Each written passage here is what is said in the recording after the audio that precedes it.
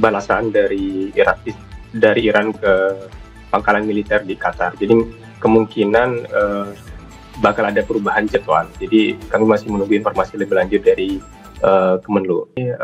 Kami sambil menunggu di hotel ya. Jadi selama dari hari Sabtu kemarin sampai hari ini kami menunggu informasi kepulangan untuk ke Indonesia. Jadi kegiatannya hanya istirahat saja.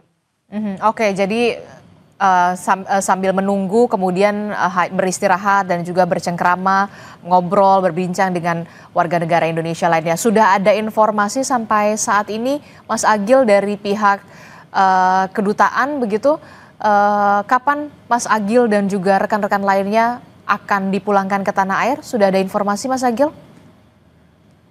Untuk gelombang selanjutnya, kami masih menunggu informasi lebih lanjut ya, karena memang kemarin kan tadi malam itu kan kondisi semakin memanas ya, apalagi di Qatar ya ada penyerangan balasan dari Iran ke pangkalan militer di Qatar. Jadi kemungkinan bakal ada perubahan jadwal. Jadi kami masih menunggu informasi lebih lanjut dari Kemenlu.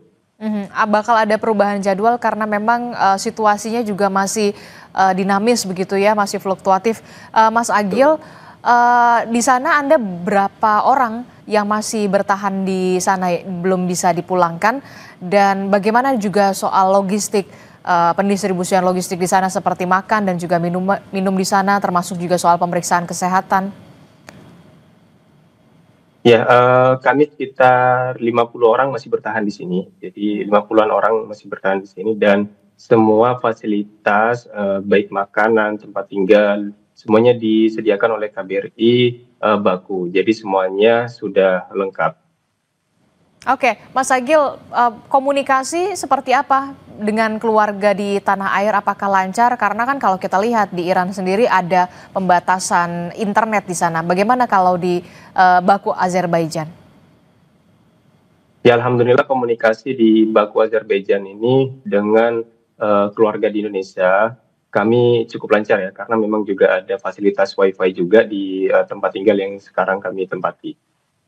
Oke, Mas Agil bisa cerita sedikit bagaimana proses evakuasi Mas Agil bersama dengan teman-teman yang berada di Iran sebelum akhirnya dievakuasi ke Baku, Azerbaijan. Kita tahu kan di sana juga situasinya semakin tidak kondusif kala itu. Ya, jadi sekitar tanggal 17 kemarin, kalau tidak salah hari Selasa, kami mendapatkan informasi kalau dalam waktu dekat akan ada proses evakuasi. Dan besoknya kami juga tanggal 18-nya kami dapat informasi terbaru bahwasannya siaga 2 naik ke siaga 1, yang artinya evakuasi akan segera dilakukan. Tepat di hari itu juga kami mendapatkan informasi tanggal 20 hari Jumat itu kami harus berangkat dari Tehran ke perbatasan Iran Azerbaijan, seperti itu. Oke, Mas Agil bisa diceritakan dari Anda proses dievakuasi dari Iran kemudian melalui ke Azerbaijan, ke Baku begitu. Apakah Anda melewati daerah-daerah yang kemudian daerah konflik atau seperti apa situasinya? Bisa diceritakan lebih rinci? Ya, yang pertama ya, karena saya sendiri tinggal di kota Qum, kota yang cenderung relatif aman dari serangan Israel kepada Iran. Jadi memang dari Qum perjalanan dulu ke kota Tehran. Dan kita tahu Tehran ini juga salah satu kota yang eskalasinya juga besar, gitu. Penyerangan juga lebih masif. Jadi dari kota Qum ke kota Tehran memang kita melewati tempat-tempat yang kemungkinan besar ada serangan. Namun selama perjalanan alhamdulillah memang tidak ada serangan. Lalu besoknya di hari Jumat pagi kami berangkat dari Tehran ke perbatasan Azerbaijan, dan memang perjalanan kami untuk evakuasi memang sudah dikaji lebih dulu ya oleh Kemenlu dan KBRI Tehran, waktu apa saja yang terbaik gitu untuk menghindari serangan. Dan memang waktu yang kami pilih yaitu dari pagi hari sampai sore hari perjalanan evakuasi ke perbatasan Azerbaijan. Dan selama perjalanan memang tidak ada serangan apapun. Evakuasi, Memang beberapa kali di evakuasi memang itu beberapa berarti kali menggunakan bus ya selama berapa jam perjalanan? ya sekitar 16 jam perjalanan, menggunakan 4 bus. Oke, jadi melalui 16 jam perjalanan begitu ya. Nah, kalau dari warga negara Indonesia kita juga, apakah masih ada yang masih bersikuku untuk tetap tinggal di Teheran atau di wilayah Iran, walaupun memang situasinya mulai tidak kondusif pada saat itu? Ya, untuk di Teheran semuanya sudah tidak ada yang masih tinggal ya di Ah, Teheran ya. Rata-rata yang masih stay di Iran yaitu di Kota Qum, karena memang Kota Qum sendiri memang eskalasinya lebih rendah, penyerangan juga dampaknya juga lebih rendah.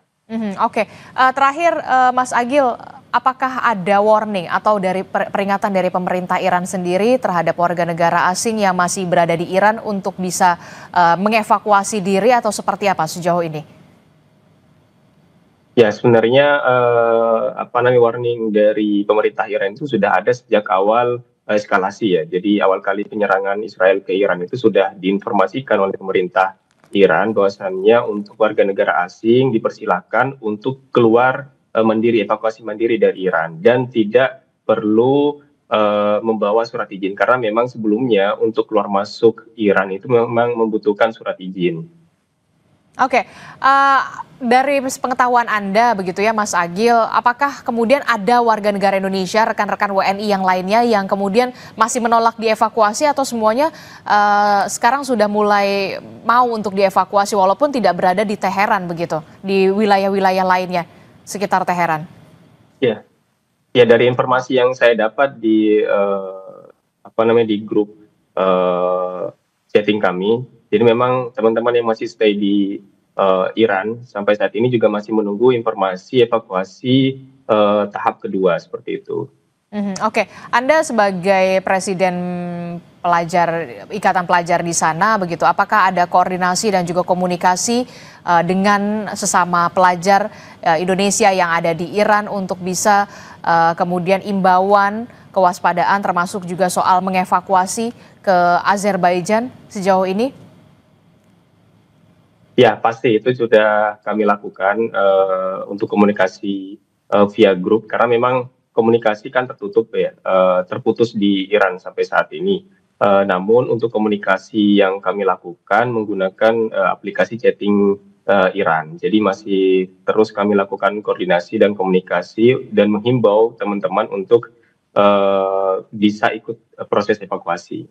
Oke, boleh tahu Mas Agil melanjutkan pendidikan di Iran itu untuk S2 atau S3 dan bagaimana saat ini situasi di kampus Anda sendiri? Apakah kemudian situasinya pihak kampus sudah ada kebijakan khusus ditutup atau tidak ada lagi aktivitas belajar mengajar di sana?